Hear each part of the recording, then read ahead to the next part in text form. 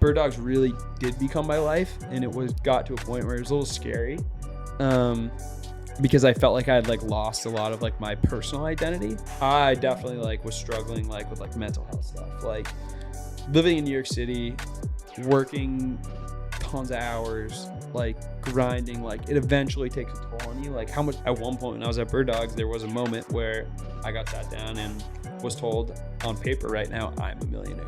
But I was also like, if I'm gonna like succeed and like make myself better, it's really not gonna be here. Happenstance, like Barstool reached out like during that time. It's just like serendipitous. And they were looking for someone to come help build consumer brands, like what this could be. And then they put a pretty sweet number in front of me, and I was like, I'm doing this. Like what? Duh. Like this is sick. So.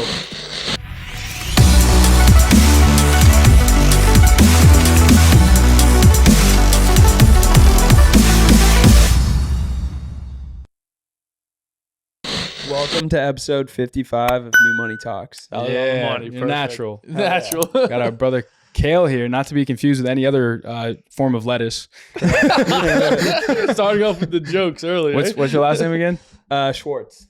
Cael Schwartz, Yeah. who's been involved in many massive companies that we'll get into.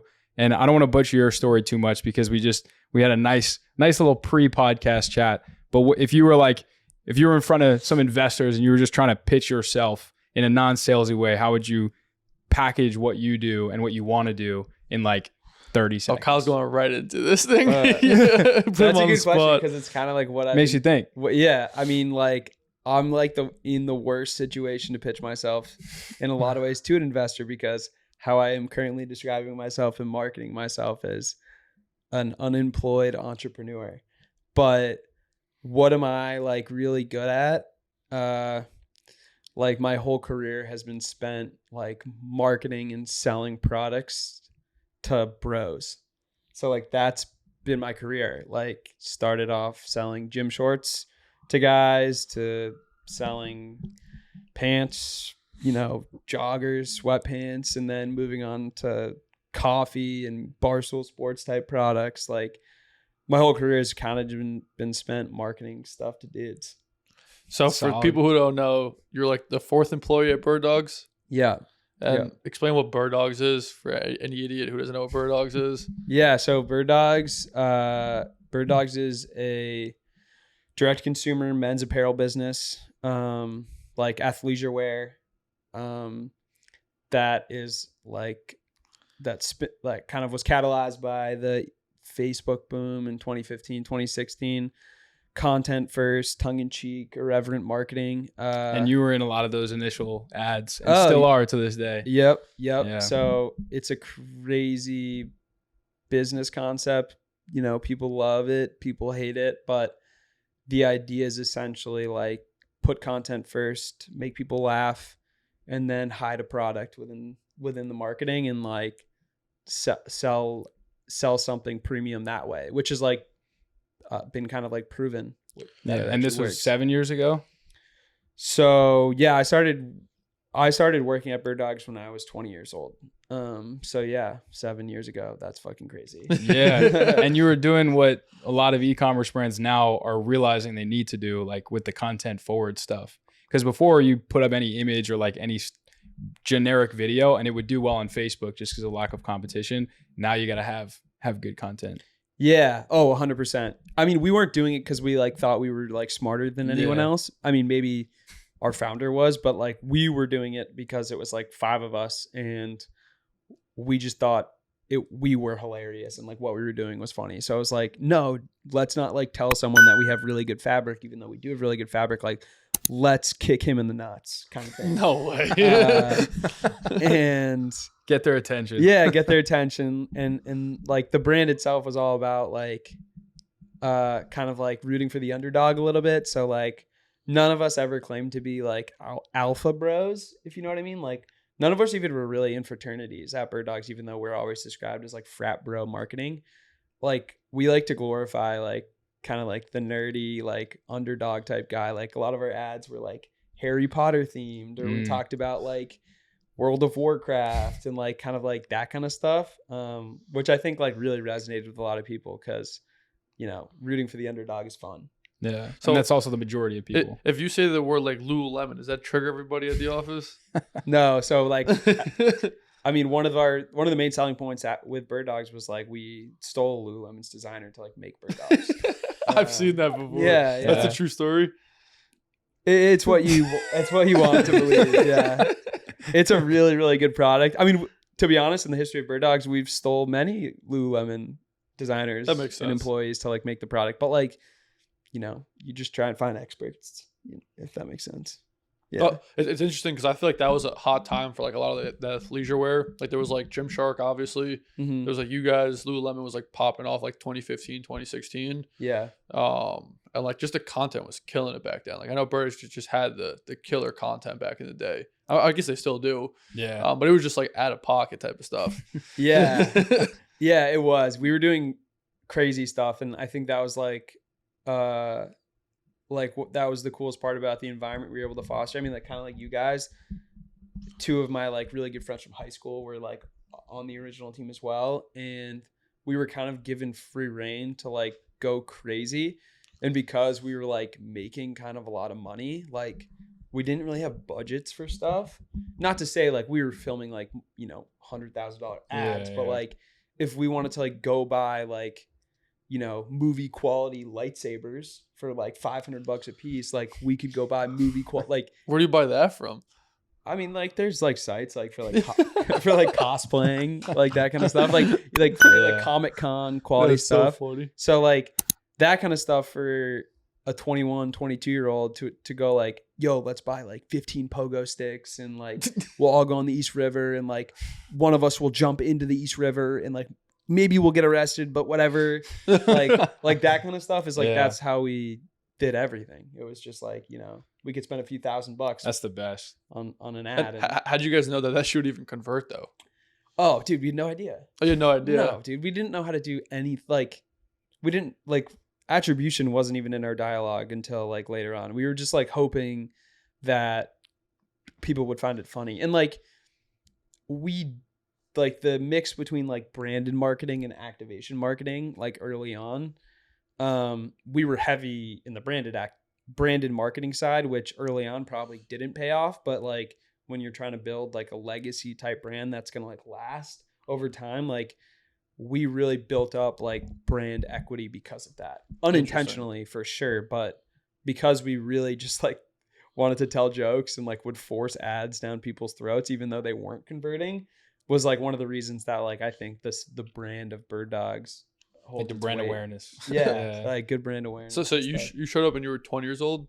Yeah. What the hell did you do the first? Because I was reading your newsletter over here, and someone told you to learn Photoshop the first day, and you didn't learn shit. Well, I was supposed to learn Photoshop. I was supposed to learn Photoshop before I showed up to my first day, and I did not. But like learning Photoshop, if you know Photoshop, it's like really fucking like, it's hard to just learn Photoshop. Like you need to actually be given a task in Photoshop and then like go do it. But no, I mean, like, what did I do when I got there? Like, I just like helped where help was needed. Like there's a couple guys who'd been there for a little bit, and like they had a little bit of a groove in terms of like creating the content. So, think about it as like a production assistant type. Like I helped, pack bags of props, order props, come up with like, storylines, help write scripts, was an actor in the ads. Like the whole business model of BirdDogs, like we were no agency. So we don't work with any agencies. Like we were the editors, the filmers, the graphic designers, the people who wrote the copy, like everything. That was just like the 5 of us. Damn. So it was like a full stack e-commerce company and making just crazy videos at the same time. Yeah. I mean, early on it was like, make 2 or 3 insane videos a week for 15 weeks straight and see what sticks. And they would just go on Facebook and we would put a shit ton of money behind them, and they would either work and we'd put even more money behind them, or they wouldn't work and then we'd take them down. Or if they didn't work and we really, really liked them, we would still put a shit ton of money behind it and just like try and make it work. Force it to work. But that's. So how do you determine if you guys liked, like, dude, this is sick? Just run it. It's like one of the like you just have a chip on your shoulder. We're like, we tried so hard on this. How is it not working? Like the Star Wars ad is a perfect example. Like we made this sick Star Wars ad. We got like movie quality Darth Vader costumes and like Wookiee costumes, and we bought these like $1,000 lightsabers, and we went to Tompkins Square Park in the East Village and had a full out like Star Wars battle. And we'd spent more money on it than any other ad. We kept calling it our Super Bowl ad, and it didn't work at all, because like we went back and like we're like, wow, we didn't even say what we sell once this whole ad. Just like a bunch of idiot guys Just wearing having shorts. yeah. And a lot of times that's how our ads like came to be. It was like, dude, it'd be really sick if we had a bunch of lightsabers around here. Like maybe we can like write a Star Wars ad where we can buy lightsabers. And so that was kind of how it worked. Like it was just like, if we wanted something, we would write it into an ad and then we'd buy it. And then we hope we could like turn it into a converting Facebook ad. But you know, sometimes it didn't work. Well, what's like the most successful ad you guys at your time there was at BirdDogs? Like, what was the most successful ad you guys had? I mean, there's a lot of our successful ads, honestly, like didn't have us in it, which probably is like, is what we should have probably realized. But like a lot of our successful ads were, you know, a lot of articles that we would work with like bloggers to publish about our product, and then we'd boost like we'd like whitelist the ad to a publisher.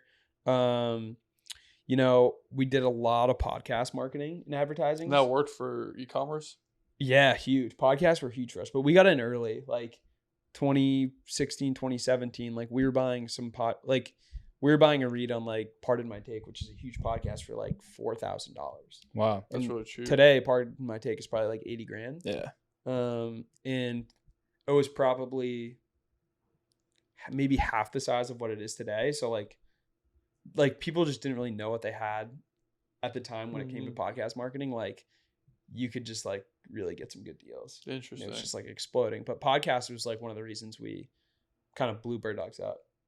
Podcast. Who would have thought podcast would work for e-commerce? But I guess fucking ad that's worth 40 grand for $4,000. Like, Yeah. Yeah, I mean, we would makes sense. We would run up. We would know Part of My Take ad is airing, and not just Part of My Take, but that was probably the one that really popped. But like we know Part of My Take ad was airing on like a Wednesday morning, and this is probably like 2016, summer of 2016, and we'd pay like $4 or $5 grand for it, and you know, maybe on a normal day we would do 20K in sales. Call it, we would do 80K that day, and it was just like. Obviously, attribution marketing on podcasts is like a shit show, because like your code gets leaked if you're using a discount code or a coupon code, whatever. And so like you can't really attribute it right. But like for us, it would just be like top line traffic, just like at 8 a.m. or 9 a.m. when the ad aired, and it would explode sales. And that was just like, dude, something is broken here. But we were like, we couldn't spend enough money on podcasts. We were like trying to spend everywhere. And then at some point it did break, obviously, and people realized that they had gold on their hands, and now like BirdDogs can't compete with like Dunkin' Donuts or Chevy. Yeah. Shit, So yeah, it's you're like, right. all right, fuck the whole it's all so flooded now. Were you able to take clips from those podcasts and like repurpose them as ads, or that wasn't really the focus? Oh yeah, we did that. Definitely weren't allowed to do it.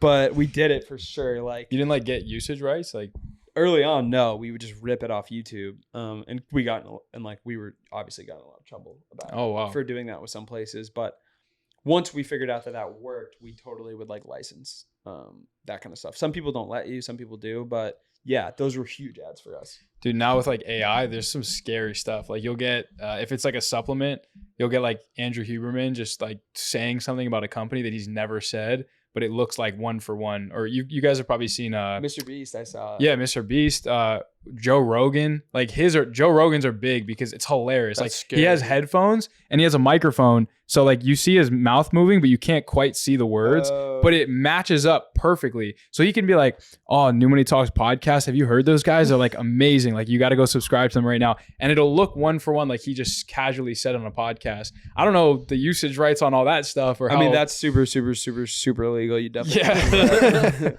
but like what we should try that after like this. what legally like constitutes that if you just prompt an AI to say something and then they make it like, or if someone made an animation about something, do you need someone's permission to do that? Like, when it comes to like people, right? Like if you're leveraging somebody's popularity to like boost a product and you don't have like a deal with them. What's up, New Money Talks fam? As most of you may know, how you handle your supply chain and your inventory management as an e-commerce brand or a 3PL can make or break your business. Inventory management can be extremely tedious and daunting, and that's why there's tons of different solutions to help simplify this process. However, none of them come close to what Info Plus has to offer.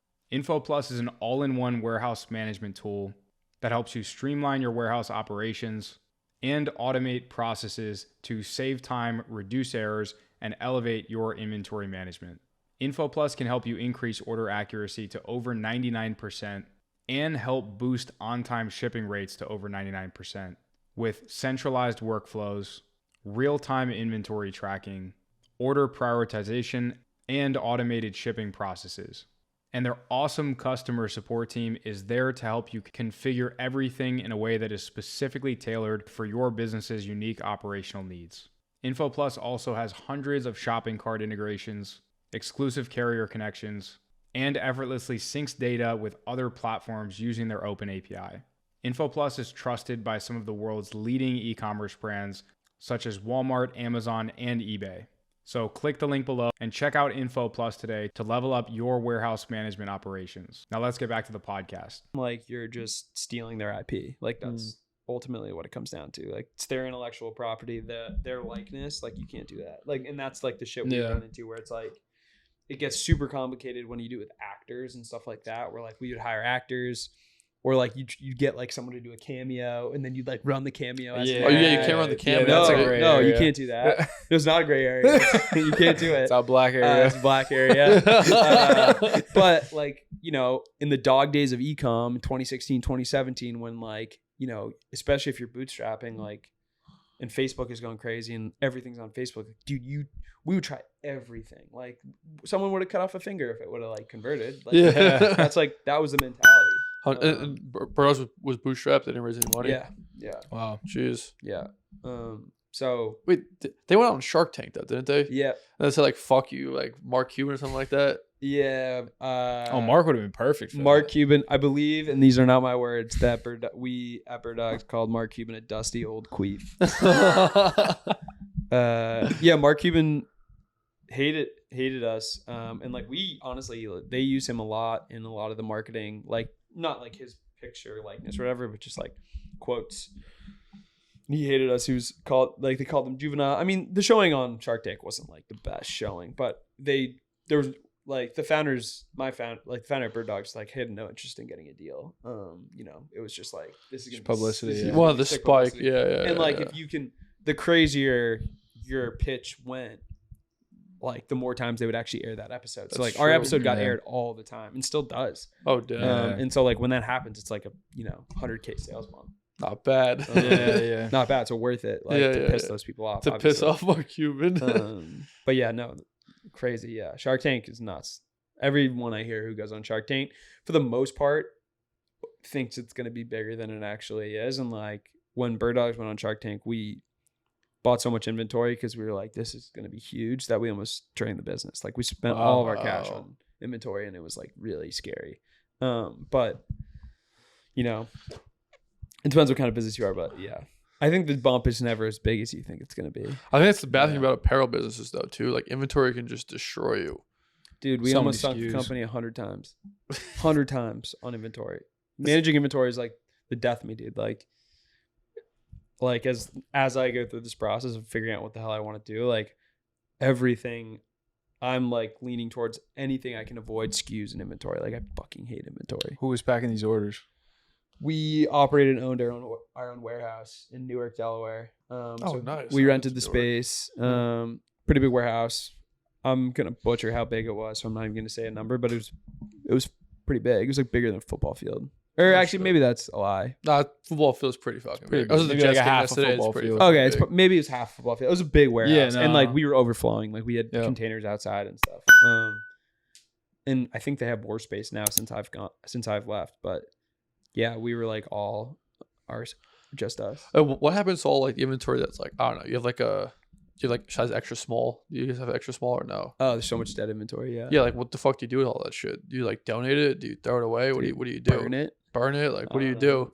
I don't know. That wasn't really my. That was in your forte. my wheelhouse. You're just yeah. trying to make fucking Darth Vader movie. Yeah. Yeah, I don't know what we did with all the dead inventory. I mean, a lot of times we donate it, like send it overseas or run a sale, sell it to TJ Maxx. That's true. Like they buy it for pennies and they sell it for pennies and Yeah. whatever. Like getting rid of dead inventory sucks because there's two ways of thinking about it. One is like you could sell all to like TJ Maxx or something, right? Like, or like a Marshalls, and you know, you maybe break even on it and then they sell it. But what happens, especially if there's a lot of inventory, what happens is like that's pretty shitty for your brand because then you get a bunch of consumers showing up at TJ Maxx and like buying your product for like $10 when it's like a $50 product. Yeah. And it's kind of like devalues everything. So, and then the other side of it, you could just donate it and like not, you know, and that was the BirdDogs mentality. We never ever gave discounts ever, like never discounted, never wanted someone to be able to buy our product for less than we believed it to actually be, just because we didn't want to incentivize people to only purchase when there were sales, which I think people kind of do now. Yeah. Just like humans and consumers are like now bred to expect a 20% off discount. Yeah, especially like even when I purchase things now from the perspective of the brand owner and having run the email marketing like discounts for abandoned checkout, I'll put in my information, I'll leave, and I'll know in a day or two I'm getting that 20% off discount. Like there was just a suitcase from a Soul Guard, fire suitcase, like $300 suitcase, putting all my information, told my buddy who's next to me, I was like, all right, I'm not actually purchasing this unless I get at least a 20% discount code. 2 days later, boom, 20%. You save like $70. Yeah. But everyone's doing fondue now. You guys know what fondue is? It's like $20. Yeah, it's like yeah. 20% cash back. yeah, or like credit. Yeah. Oh, which is interesting. really smart because they'll come back and purchase more instead of just like getting a Instead of discount. just like getting a discount immediately. So Yeah. I don't know. Stuff like that's happening. But yeah, discounting sucks. If I started a brand, I'm not discounting. Yeah. What were you guys pricing these at the time? This shit's not cheap though. I remember BirdDogs is 55. not fucking cheap. I think the shorts were 55 when I first started. Now This was they're like pre-inflation. yeah, now they're like 65. There you go. But like, dude, like people don't realize like it's not. It's like that's the like, and it's like barely a margin, right? Yeah. Fucking A. Yeah. I mean, what's Lululemon these days? Like 100? For Like shorts? 80, 90, 100? Yeah. It's probably 68 or 72. Dude, that shit's so Yeah. expensive. My girlfriend bought me a pair of Lululemon for like $85. I swear I got a pair of shorts like a couple months ago for $80 from Lululemon. With like the zippers Maybe they and are. everything and all this shit. You Maybe know? they are. Oh my god. Best, like great Good quality. shorts. Yeah, but, yeah, they are. But like, And they have their like lifetime warranty or whatever. He's like shrugging it off. Dude, after working in athleisure and like, I'll never buy expensive shit like that. oh yeah. No. Yeah. I mean, dude, especially right now, like, think about it. Everyone right after COVID had so many fucking inventory issues. Everybody under the sun. If you go to a TJ Maxx or Marshalls right now, like, dude, you can go buy any premium For, like, brand for 80% off. 80% off. That's true. I've Like- gotten a couple of nice deals like that. Yeah, from you go TJ buy like Maxx a and Peter stuff. Millar, like $120 polo for like Yeah. $20. Damn. And TJ also, Maxx. yeah, I'm a believer in it. Like, I'll probably never start a fashion brand just because like I'm a pretty big believer in fast fashion. Like Zara, H&M, like those people are Yeah. just Uniqlo. They're just disrupting so hard. Yeah, they right now. dominate. So yeah. So you also did a whole bunch of like product stuff at Yeah. BirdDogs, right? How'd Yeah. you get pushed into that whole world? Honestly, I can't really remember how like it was decided I was gonna do it.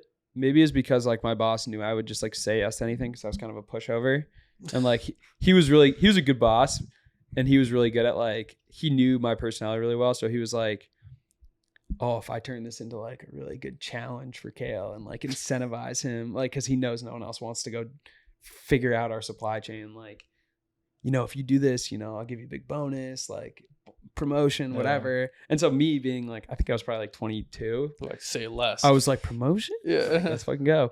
So anyways, he was basically like, look, we're buying, and I knew this too. And it was a shit show. Like, we're buying BirdDogs, the shorts, the pants, for the same price now when we were doing $20 million in sales as we were when we were doing $1 million in sales. We had no economies of scale in our pricing. We had no idea what like each, you know, raw material going into the product was costing because we were working with an agent. We weren't actually going direct. So to like a factory. So we just like couldn't get our prices down, our cost of goods down. And so he basically was like, look, like we need to buy everything at the most baseline level as possible. So like we need to source our own buttons from a button factory. We need to find our own yarn from a yarn factory. We need to go find a garment factory who like, you know, and we need to have as dirt low level pricing as we possibly can. So we can use these savings on marketing because Facebook CPMs are rising and like we were acquiring customers for, you know, $60 instead of $40, whatever. So like every single dollar was just going back into marketing. Like it's not like we were like the business was profiting more. It's like this is the world that we are now living in, especially like post iOS 14, which was just like shit show. So anyways, I was the sole employee of the BirdDog supply chain, and I was tasked with going to China, rebuilding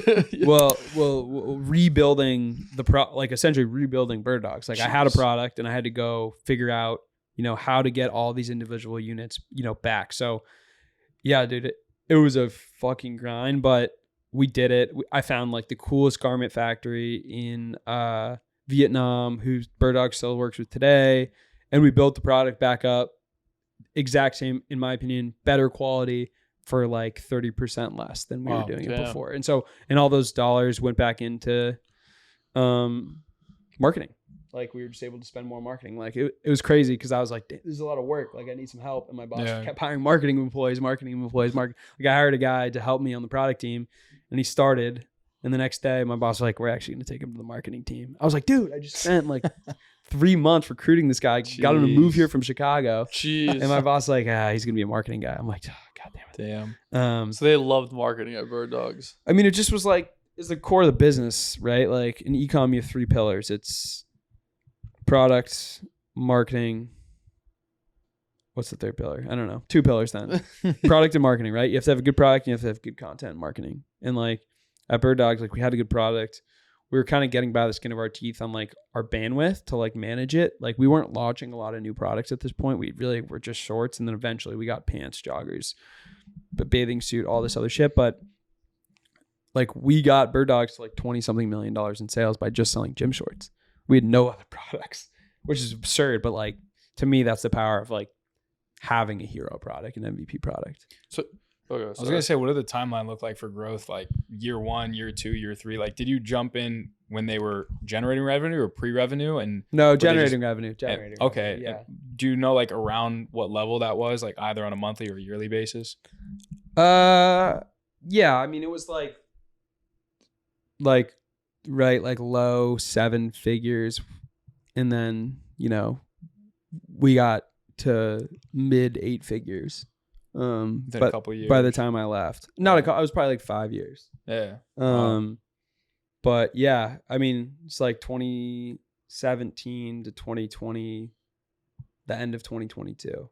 So like through COVID and all that, like insane growth. But yeah, some big numbers, dude. We were dealing with some big fucking numbers by the end of it, which was scary when you were managing inventory. Cause like, you know, 1-2% growth were hundreds of thousands of shorts. And like, if you don't sell those, it's just like, oh, just sitting there. Yeah, they're sitting there. Like you're like pushing back payment terms with your factory and like begging them to hold or stop production or whatever. And they're like, we can't stop production. Like we hired all these people. And it's like, shit. So I was like a lot of lost sleep over inventory. I'm really glad I'm not really dealing with any of that shit right now. But yeah, it sucks. It sucks a lot. And in the early stage of building this out, you were also going to school at the same time, right? You're going to college? Yeah. So I started working again. I wasn't like, my stresses working at BirdDogs didn't really like early on it was fun, right? Because I didn't have like, he wasn't tasking me as a college kid to worry about, like I wasn't thinking about the P&L my first couple of years at BirdDogs, right? I was thinking about, you know, spending dollars on podcasting. I was thinking about creating marketing content. I was thinking about like trying to buy ads and stuff like that. So I was really on like the media marketing side early on, especially when I was in college. So yeah, college was really, working at BirdDogs during college was fun because it was like I had beer money.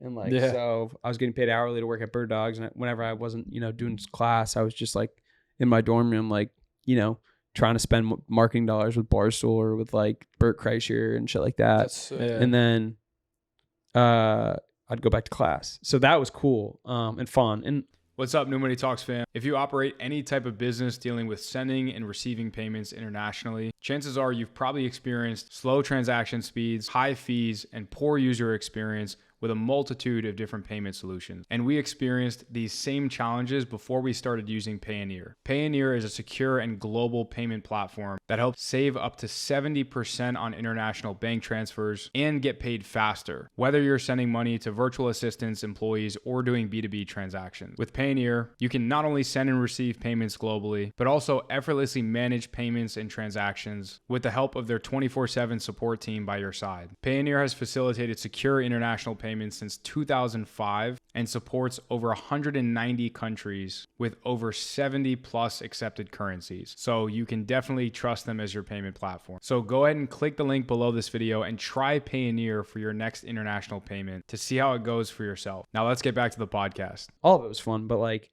once something becomes your life, that's when it gets stressful. Like at that point, it was just like, this is fucking sick. Yeah. But yeah. Was there like a whole lot from college that translated to anything personally or professionally, like in your career, like any relationships, anything that was like useful at all? Yeah, that's your question. Did you guys go to pretty college? much? I did finish early. He dropped out. I went like 2 years, dropped out. Yeah. So college was great, but I learned nothing tangible for my that's not true. In my core classes I didn't really learn shit, but I also was a theater minor, and so I did a ton of acting in college, and I wrote plays and I was in shows, and I learned a ton about storytelling and live theater and being in front of an audience and speaking and like being super vulnerable, like all that kind of shit. And that was like the most helpful thing for sure from college, where like I really like it correlated directly from that to like, telling and trying to create marketing content. Yeah. So that was the most useful thing. But like when I told my parents, I was like, I'm going to study some theater. And my dad was like, what the?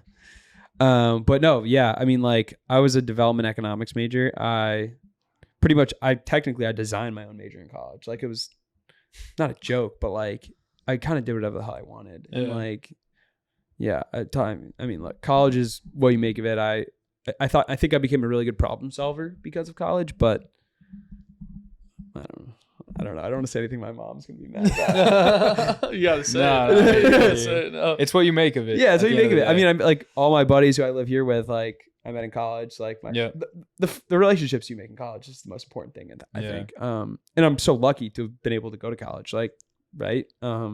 So, but yeah, like I went to a liberal arts college. I'm not like learning. I didn't open an Excel document until I graduated college. Like, damn, that's crazy. When you were there, how'd you even find BirdDogs? A friend of mine from high school was working there. Oh, and so he kind of like luck. he kind of recruited me. I mean, dude, it was crazy luck because I was supposed to go work one summer because I was really into the theater thing. So I was like, oh, fuck this. Like, I'm going to Hollywood. Like, I was like, I'm going to Hollywood. LA. Yeah, I'm going to LA. I'm going to be a movie star and write movies and like I'll be the next Brad Pitt. And I got an internship on a TV show called Ray Donovan. So I was going to go live there for a summer and work on Ray Donovan, which was a sick TV show. And God offered me the job, whatever. And then right before I was going to like figure out where I was going to live, he ghosted me. And this is like a month before I'm supposed to go. So I'm like calling him, no answer. So I'm like, shit, what am I going to do this summer? Like I had all my eggs in this basket. Like it's an important summer, like internships in college. Like this is usually the one that helps you find a job. So I just like texted my buddy who I knew was working at BirdDogs. And I was like, you guys hiring interns? And he was like, no. And I'm like, do you guys need one? And he's like, maybe. And he's like, I'll set you up with a call with the founder and then, talk myself into being able to come to New York City. But dude, yeah, it was fight or flight to get that first like internship at BirdDogs. And then I never left. Like I just stayed. They tried to get me to drop out of college, but my parents were not having any of that. You're like, so I finished college, but BirdDogs was luck, dude. Like I wanted to go make movies. And then I got into this world of like marketing and e-com and doing crazy shit like that. And I was like, dude, this is the best thing ever. Why would I ever leave that? So, And that's like a totally different career path. oh my God. Yeah. Yeah. But I feel like at BirdDogs, you're still making movies. You're making like the crazy we were making ads. short films. Yeah. Short films. That's why they didn't really work. Yeah, I had a couple brands that I had my cousin who's a phenomenal videographer. Yeah. Like who does, he'll do concerts. Like he's filmed like Odessa. One of his buddies filmed like Justin Bieber's wedding. Like he's plugged into that like network. He's phenomenal at what he does. He made a product ad, but it was like a short film. It was like 60, 90 seconds short film. It was amazing as like a video on the website. Yeah. But that doesn't convert as an ad. Yeah. Yeah, no, it doesn't. It's unfortunate. Actually, I'm curious. Like, you've seen a lot of ads, obviously. What does fucking convert? Like, from your experience after all these years, like, if you could pinpoint something, like this has to do this. It's like a structure. Yeah, I mean, there's a formula, right? Hook, clean product, whatever it is, clean, features, value props. Then I like to think humor, depending on the brand, but humor just means like making someone feel good, right? So hook, value props and product, humor, make someone feel good, and then the sell. Like, what is it? Free shipping, discount, limited time, whatever. Like, then the sell. That's what I think works. I think of like Dr. Squatch, all the things that They're you fire do. with their ads. Dr. So Squatch is good. sweet, yeah. Yeah. That's most of Dr. Squatch's ads are made by an agency in San Diego called Raindrop. Mm-hmm. I've heard of them. They make the sickest ads ever. Yeah. They have this new deal. If anyone's looking at them, it's like if you buy 3, you get 3. If you buy 4, you get 4. Some stupid thing like Oh that. yeah.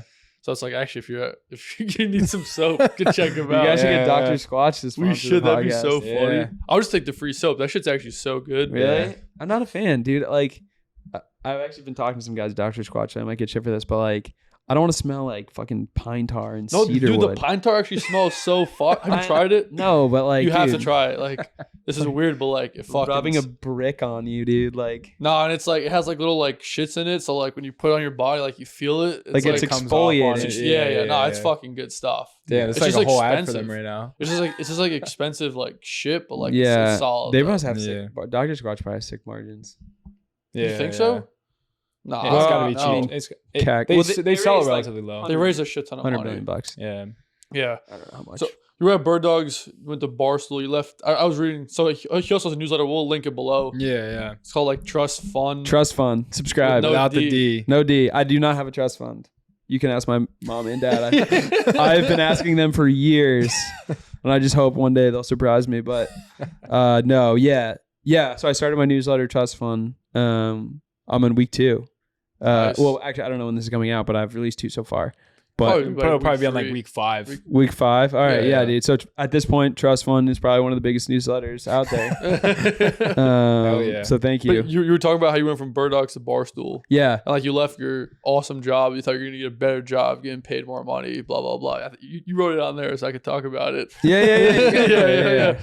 I think you wrote something like, oh, I had stock options. I thought I was a millionaire, but I actually wasn't a millionaire, some shit like that. Yeah. Yeah. I mean, so you go from a startup like BirdDogs, which, if you- Unicorn. yeah. I wish it was a unicorn. Nah. So you go from a startup like BirdDogs, especially when you're an early employee, like if you negotiate right, which I think everyone should, it's like you try and get options in the business. And that equity, as long as the company's growing, rises over time. And like at one point when I was at BirdDogs, there was a moment where I got sat down and was told on paper right now, I'm a millionaire. How they sit you Wow. down? Like, it was Like it's just like a performance review. that's funny. And so like technically based on like what hypothetically the valuation of the company was, like I was a millionaire. And I was like, this is dope. Like you kind of like, I was probably like 20, I don't know, fucking 24, 25. And you're told that you're like on paper millionaire. Like, I don't know what that means. But it's like, okay, I'm gonna go buy new shoes today, I guess.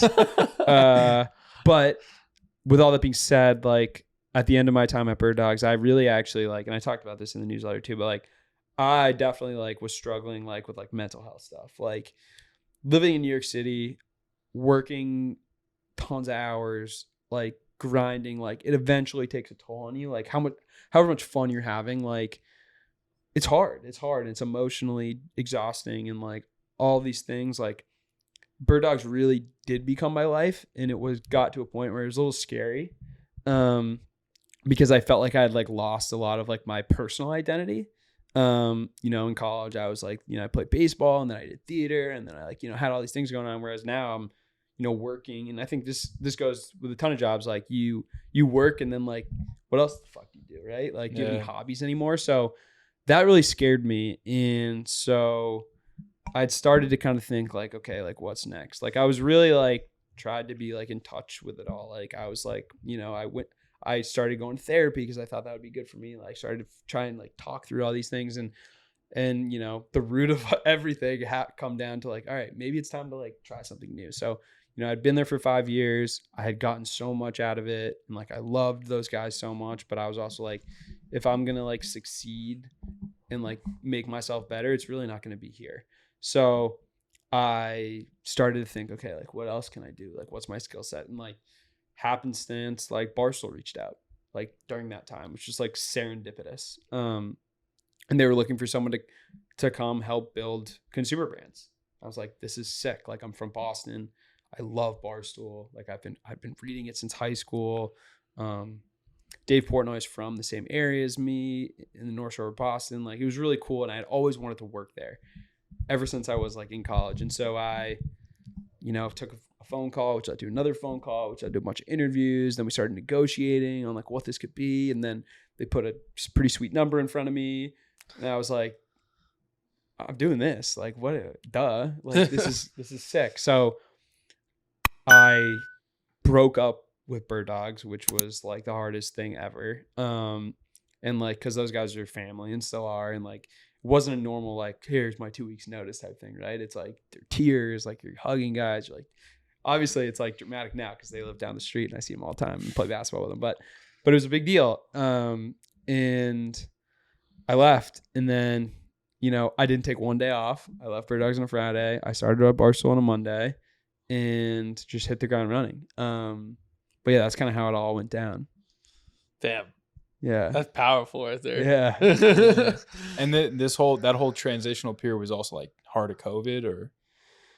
No.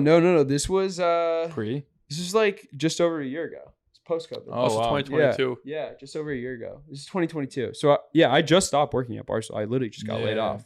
So I'd been there a year, and then I got laid off. Oh shoot. Yeah. So you went over there to do like consumer brands, right? Yeah. So the idea was like we were gonna launch, and did launch, creator-led brands under the Barstool umbrella, but exist on their own website, have their own IP, and leverage the Barstool audience and the creators at Barstool, the talent, to market and sell these brands. So does that work, that whole model? Hell yeah. It does, right? Creator-led brands are awesome. I think it's the future. I think it's really hard to execute, and I think a lot of people do it the wrong way. But like done well, creator-led brands are the most efficient way to start brands.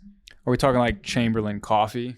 For sure. Yeah. Perfect example. Like think about it. Like when you're starting a brand, the hardest thing to do at the beginning is to build that core list, that core audience, that core email list. And when you are starting a creator-led brand, you're essentially, and this is like, I think the problem with people who fail at building creator-led brands, you're really renting that list. You're not buying that list. You don't own that list yet. That list isn't yours until you copy and paste them under the new brand. But like you're renting them, and you have their attention, and you can try and get them over to the other side. So that's really the power of the creator-led brand. It's like you have the attention, and typically you have the attention for free. So like Chamberlain Coffee example, it's like Ember Chamberlain can post her fans, and you don't have to pay anything for it because it's like her brand. But you don't actually own those customers until they become a paying customer of some sort. No, exactly. Or they sign up for an email list or whatever. Like they're not copy and pasted over. And so once you're able to copy and paste them, then that's when it gets super powerful. Interesting. And typically when you're building a brand organically without an audience, like that shit is hard as hell. Yeah. So yeah, super powerful, I think. And I'm bullish on creator-led brands. Like I'm going to spend, and am currently spending a lot of time like thinking about how I can like get my hands into some more of them. For sure. Yeah. What have you seen has failed with creator-led brands though? Because I feel like how do they fail? Like you already have, let's say you have 1 million followers on Instagram. Yeah. And like you make a random product. Like it's just not a good people product. should buy. Yeah. So yeah, it's a really good question. I think it's super multidimensional. Creator-led brands fail first and foremost. What's up, New Money Talks fam? If you run an e-commerce business, you know how important cash flow is. I once had over 6 figures held up in a payment processor, and without the assistance of outside funding, I would have never scaled that business to over $1.5 million a month. But there must be a better way to access funding than having to knock on your neighbor's doors or awkwardly ask your friends and family for money like I did. That's where Yardline comes in. Yardline's e-commerce funding solutions offer small businesses instant access to the best rates and terms to meet their business's needs. Yardline can provide your business anywhere between $5,000 and $20 million of funding and get you approved in as little as 24 hours. Unlike other lenders, Yardline offers a wide variety of funding options, including small business loans, revolving lines of credit, revenue-based financing, personal and business credit cards, PO and invoice financing, SBA loans, and much more. The Yardline team will work with you to help you get access to the funding that your business needs. Whether you need help with inventory purchases, product line expansion, marketing, or anything else, Yardline has your back. And best of all, they provide coverage to North America, UK, Ireland, Germany, France, Spain, Italy, Netherlands, Belgium, and Australia. So go ahead and click the link below this video, fill out the 3-minute funding application today, and get the funding that you need to grow your business. Now let's get back to the podcast. When the creator isn't like passionate and involved with the product. So like a lot of times what brands will do is like, or a VC company or an incubator, whatever, they'll have a product and they'll be like, all right, we just need to assign a creator to this product. And once we assign them, we'll build a marriage, then we'll launch it with them and it'll be sick. It's like, no, that doesn't work. Like how you need to think about it, you need to find the creator first.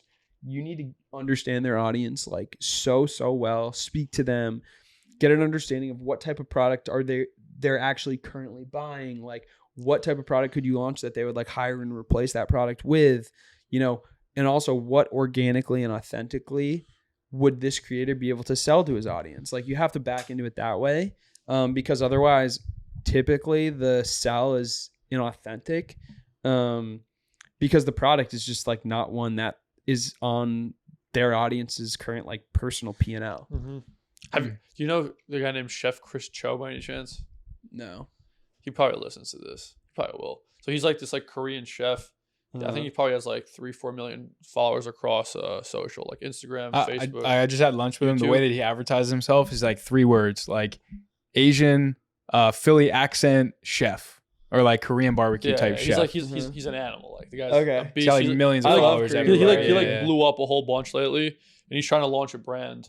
What does he want to sell? That he doesn't really know. That's the thing. Like he could be does like sauces, Once like like a merch, sauce. like Oh, dude, introduce me. I think I will. Cause I think like that fits like perfectly in a sense. Yeah. But I think he falls into that same. Because he was like, he hits me up and was like, yo, can we do like apparel with you guys at the 3PL? I'm like, dude, why the fuck would you do apparel? Like, who cares about apparel? Like, you do like cooking videos for like Korean families and stuff. Like, do it more synonymous with that. You know what I mean? Dude, I mean, that's the problem. Like, everyone thinks they should just launch merch. Yeah. Like, Yeah. Dude, no one wants any fucking more merch. Yeah. Merch is just like, everyone sells the same crap. Dude, you know? it's trash. It's literally trash. It's all gonna go in the fucking like whatever. Yeah. It's all trash. But yeah, no, like someone like that, perfect example of like, dude, let's go study your audience like so hard. Let's talk to them. Like, so how do you study this? Like, do you like post polls on his like story on IG or some shit? This type I of mean, stuff? yeah, Scroll through all the followers manually. there's lots of ways. Yeah, I mean, like cold DMing, like virtual assistant style, or like polls, or hopefully he has an email list. That's one problem with creators that bugs the hell out of me. It's like get emails. Like that is the most valuable thing you can do as a creator is collect emails. And if you start getting fucking emails then at New Money Talks. Yeah, you need emails, dude. We are. Well, I think I said We newsletter. do have Newsletter. Oh, we have a newsletter. Fucking Shit, idiot. Yeah, dude. Like one of the things I most regret in my entire career, I mean, that's actually not true, but that's so dramatic. One of the things that I wish I did, which I just started doing, is building like my own personal CRM, which Greg Mead, shout out Greg. Shout out Greg, told me to do. He was like, dude, you got it. I mean, not that he's been really doing it. I think he's doing it now, but like over the course of my career, like think about all these like interesting people you've emailed with, and someone like me, like if you've had the same email your whole career and that's the one you use for work, like someone like me, dude, I've had 90 emails. Like I've worked at a bunch of different companies, like, and then you leave the company, you lose access to the email, like you don't export the emails, like screw yourself a little bit. Like there's probably thousands of emails of people that I've spoken to that I like don't have anymore. So like one of my goals with my newsletter, Trust Fund, is like collecting emails of people I, like can talk to and reach out to, and like organizing them in a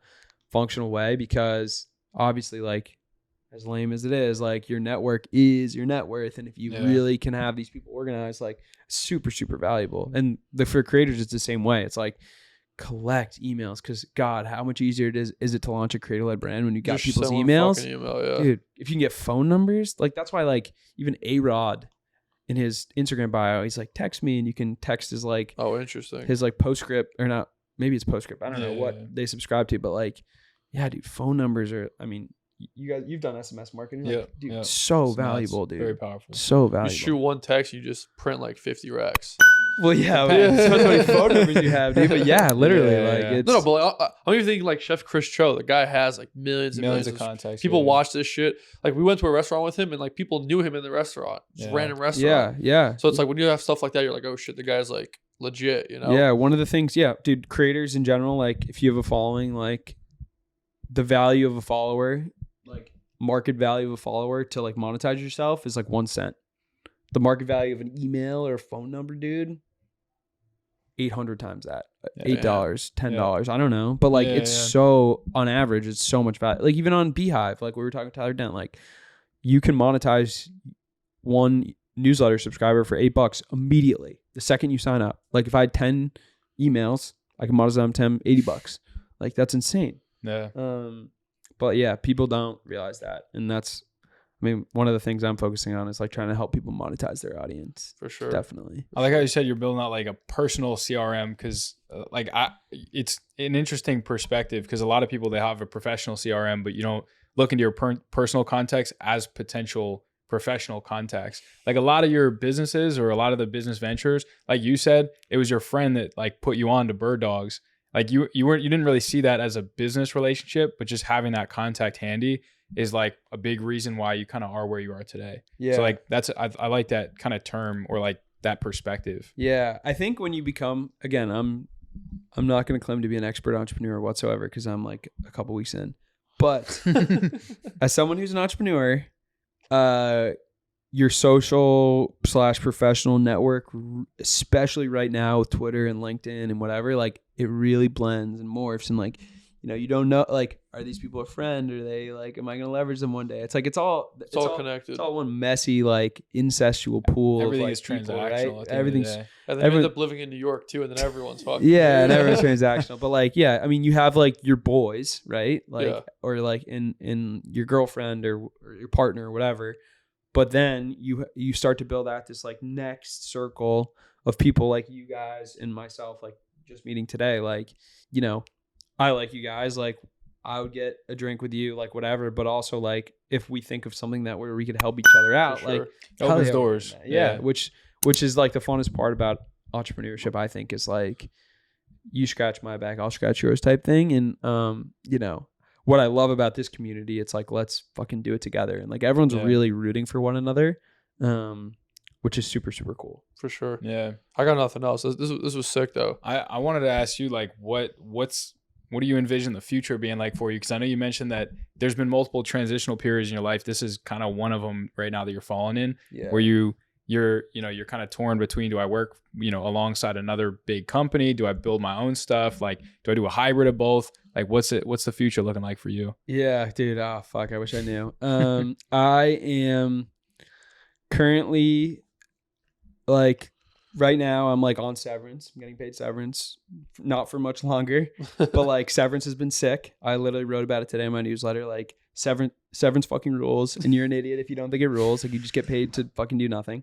So what am I doing right now? I'm trying to like, hire just some clients that I can help consult with, help pay rent, help buy dinner, like, help me live by. And then the rest of my time, aside from consulting clients, is going to be spent like either looking for a full-time job or trying to start hustles. And like simultaneously while I do all these things, it's like I really want to build a personal brand, like what you guys are doing with the podcast, like my newsletter. Like I think that's really important right now as an entrepreneur. I think there are some guys who are doing a really fucking sick job of it, like the Obby guys.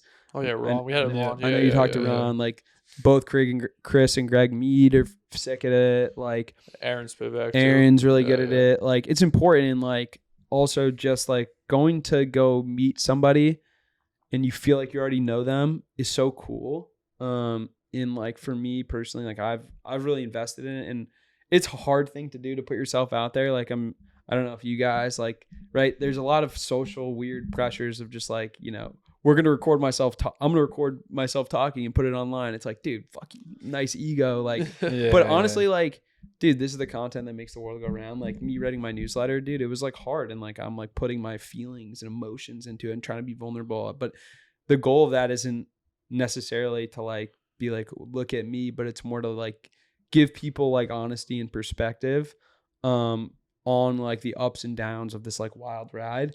But yeah, focusing on like building a personal brand is important. And I'm also just like kind of enjoying myself a lot right now, which is sweet. Like gonna travel.